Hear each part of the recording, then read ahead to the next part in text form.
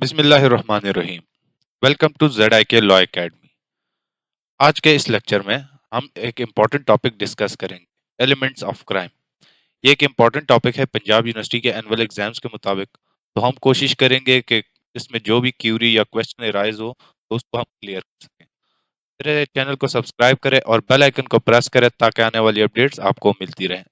चलिए आज का लेक्चर स्टार्ट करते हैं। आज का जो हमारा टॉपिक है वो है एलिमेंट्स ऑफ क्राइम। ठीक है, ये एक इम्पॉर्टेंट टॉपिक है पंजाब यूनिवर्सिटी के एनुअल एग्जाम्स के मुताबिक, और ये हर दफ़ा पंजाब यूनिवर्सिटी के पेपर्स में आ चुका है।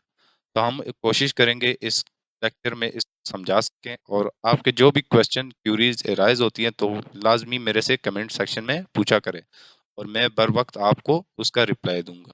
तो चले आज का टॉपिक स्टार्ट करते हैं।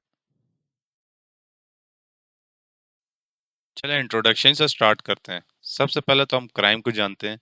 तो क्राइम क्या है? क्राइम हमारे पास ऐसा एक्ट होता है या ओमिशन होती है जो किसी ऑफेंस को कॉन्स्टिट्यूट करती है और पनिशेबल बाय लॉ होती है, तो उसको हम कहते हैं क्राइम।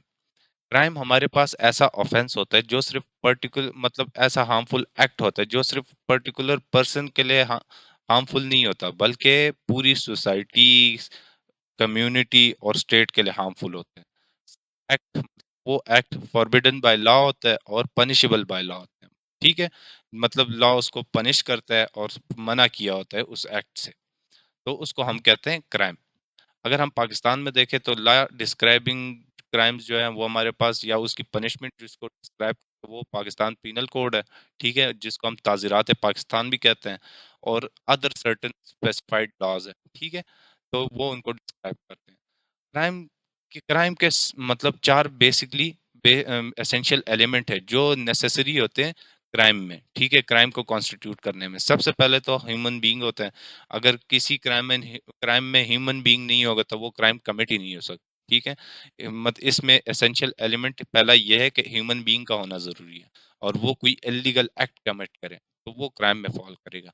इसके बाद दूसरा आ जाता है मेंजरिया। मेंजरिया कहता है इवल इंटेंशन को। ठीक है, ये लैटिन वर्ड से निकला है जिसका मतलब है गिल्टी माइंड या इवल इंटेंट।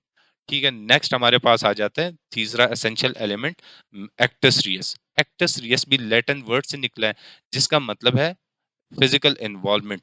मतलब किसी जो ह्यूमन बीइंग है उसकी फिजिकल इन्वॉल्वमेंट चाहिए, मतलब इसने उसने इवल इंटेंशन की, गिल्टी माइंड से किसी क्राइम कमिट करने के लिए वो फिजिकली इन्वॉल्व हो गया, तो उसको हम एक्टस रियस कहते हैं। ठीक है, नेक्स्ट हमारे पास लास्ट आ जाता है इंजरी। इंजरी आउटपुट होता है, एंड रिजल्ट होता है जब एक particular human being intention, evil intention करता है। ठीक है, किसी क्राइम को कमिट करने, और वो कोई क्राइम कमिट करने चला जाता है, फिजिकली इन्वॉल्व हो जाता है, और वो उस क्राइम को कमिट कर देता है और इंजरी कॉज कर देता है, तो ये हमारे पास क्राइम में आ जाता है। ठीक है, तो ये हमारे पास बेसिकली चार एसेंशियल एलिमेंट है क्राइम के।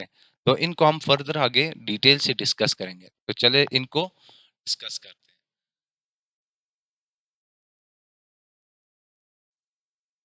Essential elements of crime. हमारे पास चार किस्म के एसेंशियल एलिमेंट्स ऑफ क्राइम है।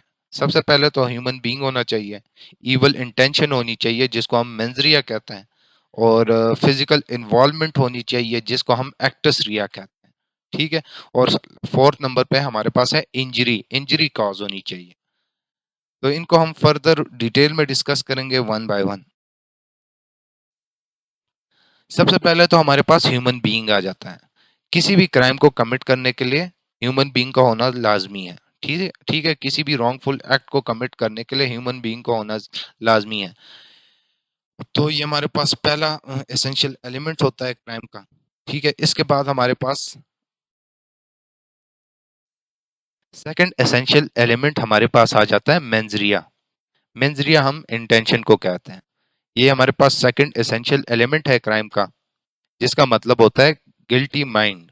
ये लैटिन वर्ड से निकला है जिसका मतलब है गिल्टी माइंड या इवल इंटेंशन। ठीक है, मेंजरिया जो है मेंटल एलिमेंट होता है किसी भी पर्सन का इंटेंशन को कमिट अ क्राइम। ठीक है, क्राइम कमिट के लिए किसी की इंटेंशन होती है। मेंस रिया रेफर करता है मेंटल एलिमेंट जो पर्टिकुलरली नेसेसरी होता है किसी क्राइम को कमिट करने के लिए, ठीक है। ये एक रॉन्गफुल एक्ट होता है, मतलब any wrongful act committed by human being cannot be called a crime।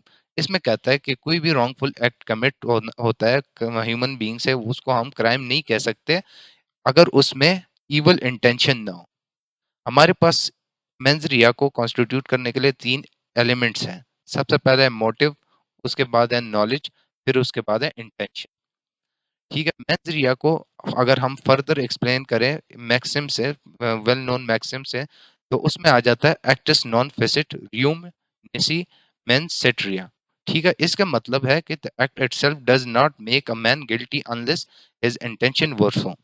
कहते इसमें कहता है कि कोई भी एक्ट उसको मतलब किसी बंदे को गिल्टी नहीं कर सकता जब तक उसकी इंटेंशन उसमें शामिल ना हो, तो उसको हम मेंजरिया कहते हैं। मेंजरिया का तो सिंपली समझ आ गया होगा कि इसका क्या मतलब है। मेंजरिया का मतलब है गिल्टी माइंड इवल इंटेंशन। इसमें फर्दर ये भी कहता है कि किसी भी क्राइम को कमिट करने के लिए मेंजरिया की जरूरत होती है। इसमें यह भी कहा जाता है कि मेंजरिया मतलब हम हर एक्ट, अगर कोई क्राइम कमिट हो जाता है, अगर उसमें वो उसको हम क्राइम नहीं कहते। कोई भी एक्ट कमिट हो जाए उसको हम क्राइम नहीं कह सकते, रॉन्गफुल एक्ट कमिट हो जाए अगर उसमें इवल इंटेंशन ना हो। ठीक है, इसमें हमने फर्दर मैक्सिम भी, वेल नोन मैक्सिम भी पढ़ी एक, ठीक है, जिसका मतलब है the act itself does not make a man guilty unless his intention were so. ठीक है, इसके बाद हम नेक्स्ट पे चलते हैं। नेक्स्ट हमारे पास आ जाता है acts Reis. Acts Reis simply मतलब यह है कि फिजिकल इन्वॉल्वमेंट हो जिसमें हो। ये भी हमारे पास लैटिन टर्म से निकला है जिसका मतलब होता है क्रिमिनल एक्टिविटी, मतलब फिजिकल इन्वॉल्वमेंट हो।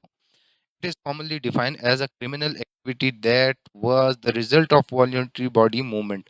मतलब इसमें जो है, जो कॉमनली डिफाइन होता है, मतलब इसमें यह है कि ये क्रिमिनल एक्टिविटी का रिजल्ट होता है जिसमें बॉडीली मूवमेंट या इन्वॉल्वमेंट शामिल हो। describe the physical activity that harms other person or damage property। मतलब ये फिजिकल एक्टिविटी को कहते हैं जिसकी फिजिकल एक्टिविटी की वजह से किसी दूसरे पर्सन की, मतलब पर्सन को डैमेज पहुंचे या उसकी प्रॉपर्टी को डैमेज पहुंचे। हमारे पास दो टाइप के क्रिया है, ठीक है। एक है हमारे पास कमीशन, एक होता है हमारे पास ओमिशन। कमीशन वो क्रिमिनल एक्टिविटी होता है जो वॉलंटरी बॉडी मूवमेंट की उसका रिजल्ट हो। क्या अगर फिजिकल इन्वॉल्वमेंट जिसमें शामिल है और वो किसी ऐसी एक्टिविटी करे जिससे दूसरे पर्सन की बॉडी या प्रॉपर्टी डैमेज हो, अगेंस्ट ह्यूमन बॉडी, किसी मतलब किसी इंसान के खिलाफ वो एक्ट परफॉर्म किया जाए, फिजिकल इन्वॉल्वमेंट की जाए, ठीक है, उसको हम कमीशन कहते हैं। फॉर एग्जांपल हमारे पास असॉल्ट आ गया, मर्डर आ गया, हर्ट आ गया, ठीक है, या प्रॉपर्टी में थेफ्ट आ गया, डकैती आ गया, एक्सटॉर्शन आ गया वगैरह। ओमिशन क्या है? ओमिशन हमारे पास सिंपली जो हमारे पास स्टेट कोई ड्यूटी इम्पोज की होती है पर्टिकुलर पर्सन पे, अगर वो ना करे, ठीक है, वो काम ना करे जो काम उसको मतलब उस पर इम्पोज किया गया है स्टेट की तरफ से, अगर वो उसको ना करे तो ये भी ऑफेंस या क्राइम में फॉल करता है। ठीक है, अब हम नेक्स्ट पे चलते हैं। लास्ट में हमारे पास सबसे इम्पोर्टेंट एसेंशियल एलिमेंट आ जाता है इंजरी, जो ए आउटकम होता है किसी क्राइम का। ठीक है, ये हमारे पास इंपॉर्टेंट एसेंशियल एलिमेंट है क्राइम का। It must be cause illegally, मतलब ये एक इलीगली कोई एक कॉज्ड या मतलब इंजरी कॉज होती है किसी बंदे को, ह्यूमन बीइंग को, या उसकी बॉडी को, या उसकी जो प्रॉपर्टी हो तो उसको इंजरी पहुंचाए, तो इसको हम क्राइम कहते हैं। ठीक है, इंजरी की डेफिनेशन हमारे पास सेक्शन 44 पाकिस्तान पीनल कोड में दिया गया हुआ है, जिसका मतलब है any harm whatever illegally caused to any person in a body, mind, reputation or property। इसमें कहता है कोई भी हार्म जो इलीगली कॉज किया हो किसी बंदे को, उसकी बॉडी को या माइंड को या रेपुटेशन को या उसकी प्रॉपर्टी को, उसको हम कहेंगे इंजरी। हम however there can be some crimes that may not cause any injury to anybody। मतलब हमारे पास ऐसे भी क्राइम्स हैं जिसमें इंजरी नहीं होती, ठीक है, मगर फिर भी वो क्राइम कहलाते हैं। For example, if you drive a vehicle without a driving license, it is a crime even if it does not cause any injury to someone। इसमें कहता है हम मतलब ये है कि आप अगर गाड़ी चलाते हैं, ठीक है, मगर आपके पास ड्राइविंग लाइसेंस नहीं है, तो आप क्राइम कमिट कर रहे हैं। इसमें इंजरी कॉज नहीं हो रही, ठीक है, फिर भी ये क्राइम है। इसका इसका कहने का मतलब ये है कि हमारे पास सर्टेन ऐसे क्राइम्स भी है जिसमें इंजरी कॉज नहीं होती, मगर फिर भी वो मतलब क्राइम में फॉल करते हैं। इसके साथ ही मेरा लेक्चर एंड होता है। मेरे चैनल को सब्सक्राइब करें और बेल आइकन को प्रेस करें ताकि आने वाली अपडेट्स आपको मिलती रहें। और इसके साथ साथ ही नेक्स्ट लेक्चर में हम डिस्कस करेंगे स्टेजेस ऑफ क्राइम। तो मेरे साथ रहें, मेरे चैनल को ज़रूर सब्सक्राइब करें। शब बखैर एंड अल्लाह।